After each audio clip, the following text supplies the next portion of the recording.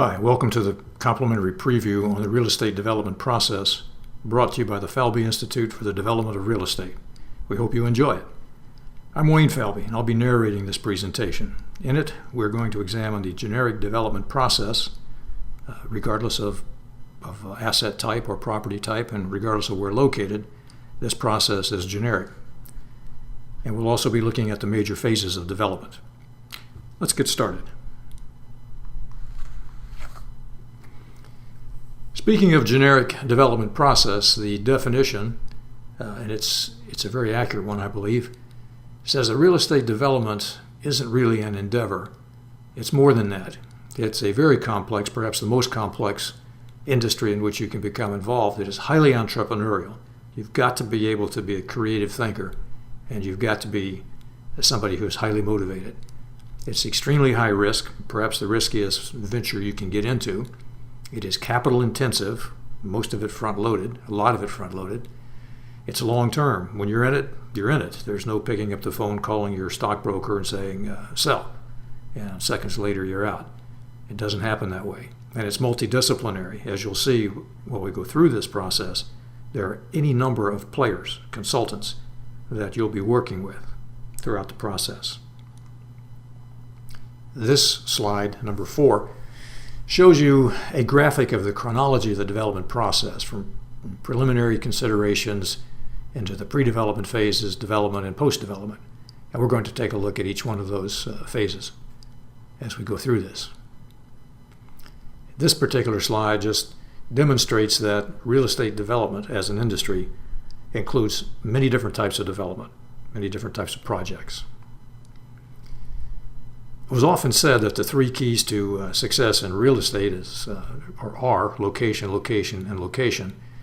And the reality of it today is that location remains vitally important, but equally so, timing of the deal and the way you structure it. We'll say a few more things about the structure here momentarily.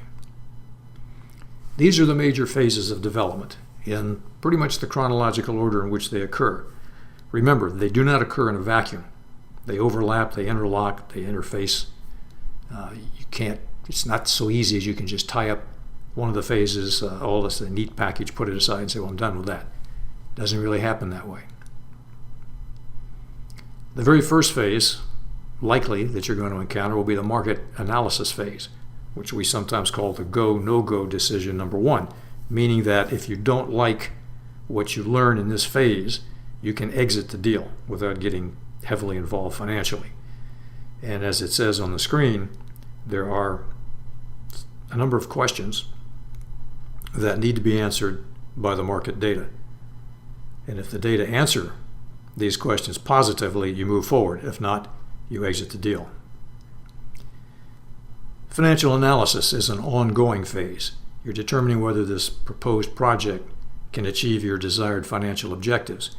Well, as you get deeper and deeper into the project, you gain more and more information, and projected numbers become actual numbers, and so you're constantly working with your pro forma. And that will happen right on through to the completion of the project, and then you'll be in a look-back phase to see how you actually did. Common measures of project value or measuring return on investment are demonstrated there on your screen. The most important of them is the discounted cash flow analysis, which includes things such as net present value and internal rate of return. Those take into consideration the time value of money. This is a long-term situation, the real estate project. It lasts for years. So $1 earned in year 4 is not equal to $1 earned today. There's a discount factor involved. Site selection. You're trying to optimize a number of things. You want to maximize the market demand and product absorption, meaning the speed or velocity of the absorption of the product. You want to optimize the access to the property and its visibility. And at the same time, you want to mitigate as much as possible the risk involved. The next phase might include or involve negotiating and structuring the deal, sometimes called the art of the deal, and it has 2 main phases or 2 main characteristics.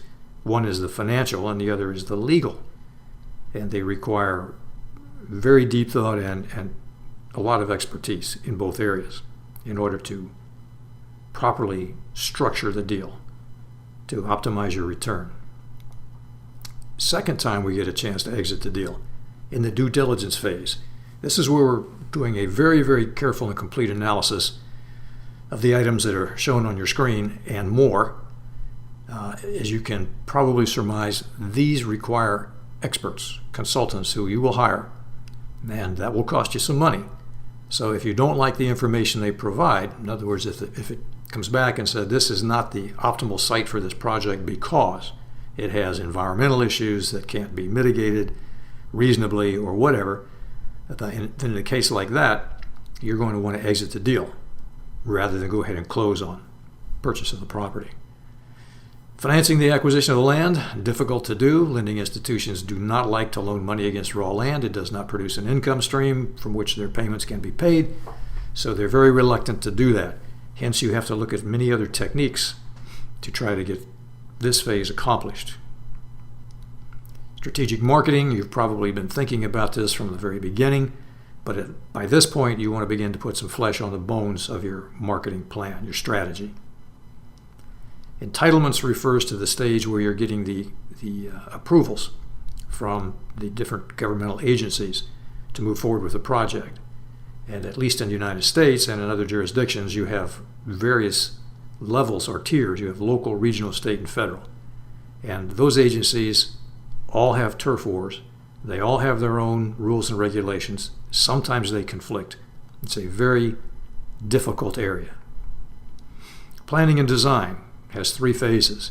The conceptual phase, which then is refined into floor plans and so forth, and then ultimately documented with detailed plans and specifications. Development financing, where do you find the money, the capital, to complete the project? And it comes from either debt or equity or a combination of the two.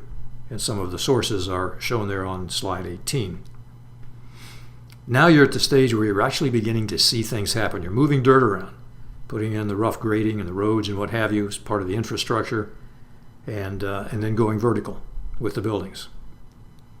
And last in this process, when you've completed it and you've reached stabilization, meaning that you have reached your projected occupancy, you're in the operating phase. In the operating phase, you've got to manage the property, manage the assets as time goes by, up to the point where you ultimately sell them. And I thank you for your time and attention in viewing this brief introductory program on the real estate development process, and hope you enjoyed it. It's a pleasure to be able to make these programs available. For information on our other programs concerning the real estate development industry and the functions of the developer, please review the information on our website, falbyinstitute.com. You may also find our blog to be helpful, and it can be accessed from the website. Thank you.